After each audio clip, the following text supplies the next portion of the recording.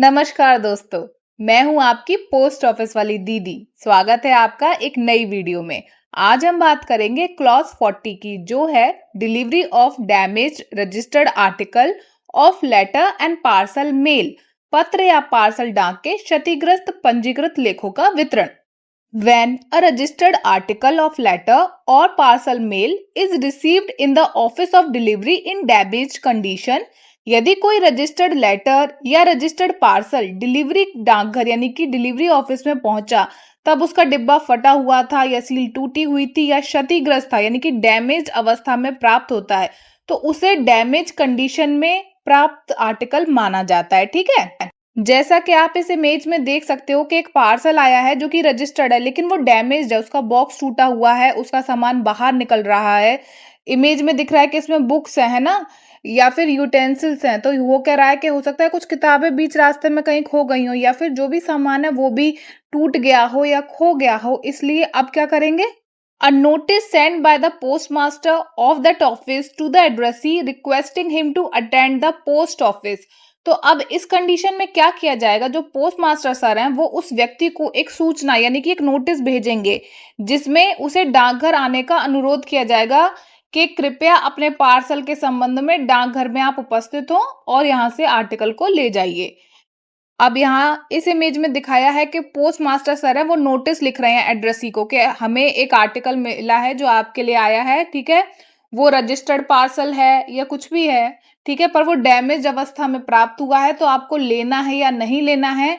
आप post office आइए, उस आर्टिकल को देखिए और उसके बाद डिसाइड करिए। ठीक है, नेक्स्ट पॉइंट है with in 7 days in case of inland articles and with in 15 days in case of foreign articles. यदि पोस्ट मास्टर सर ने प्राप्तकर्ता को डाकघर आने के लिए नोटिस भेजा है तो उसे निर्धारित समय के भीतर डाकघर आना होगा। ये नहीं होना चाहिए कि पोस्ट मास्टर सर ने आज नोटिस लिख के भेजा उस व्यक्ति को और वो व्यक्ति कह रहा है अरे हम 1 महीने बाद जाएंगे। नहीं, ऐसा नहीं होता है।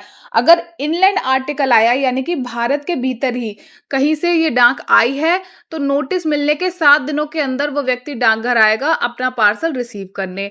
और अगर फॉरेन आर्टिकल है यानी कि विदेश से कोई आर्टिकल आया है, तो नोटिस मिलने के 15 दिनों के अंदर उस व्यक्ति को डाकघर आना है और अपना आर्टिकल रिसीव करना है। ठीक है, तो यहाँ पर इमेज में देख के 2 बातें याद रखिए। अगर आर्टिकल इनलैंड लेटर है यानी कि अंतर्देशीय वस्तु है, तो प्राप्तकर्ता को 7 दिनों के अंदर आके उसे रिसीव करना होगा। और अगर फॉरेन आर्टिकल है यानी कि ऐसी कोई वस्तु है जो विदेश से आई है, तो प्राप्तकर्ता को 15 दिन के भीतर डाकघर जाना होगा और उस आर्टिकल को रिसीव करना होगा। ठीक है, नेक्स्ट पॉइंट है टू टेक डिलीवरी पर्सनली और थ्रू एन एजेंट।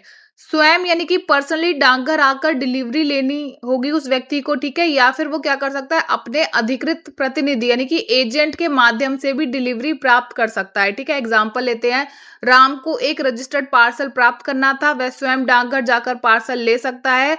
और अगर वो उपलब्ध नहीं है तो क्या कर सकता है, अपने ऑथराइज्ड एजेंट को भी भेजकर वो पार्सल रिसीव कर सकता है। नेक्स्ट पॉइंट है this notice will have to be produce at post office before delivery is effected. डाकघर में डाक वस्तु की डिलीवरी प्राप्त करने से पहले पोस्ट मास्टर द्वारा जो भेजा गया नोटिस है ना, वो भी दिखाना आवश्यक होगा।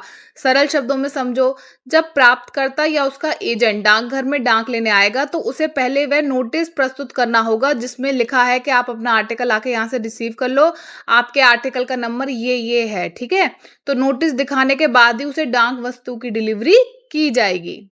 इसका एग्जाम्पल लेते हैं, पोस्ट मास्टर ने आपको रजिस्टर्ड पार्सल के संबंध में डाकघर आने के लिए नोटिस भेजा।